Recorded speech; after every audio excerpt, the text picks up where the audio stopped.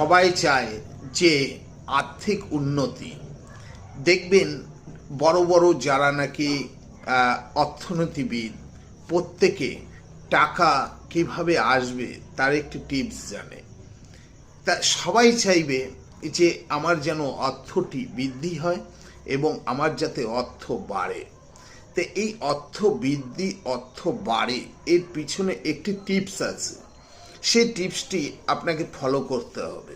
Follow করলে দেখবেন আপনিও একদিন আর্থিক দিক থেকে উন্নতি পাবেন এবং আপনিও অর্থনীতিবিদ হতে পারবেন। কি করবেন? আপনি আপনার ঘরেতে এই উপায়টি করবেন। কি করবেন? ঘরেতে আপনি গ্রিন কালারের ঘড়ি রাখবেন।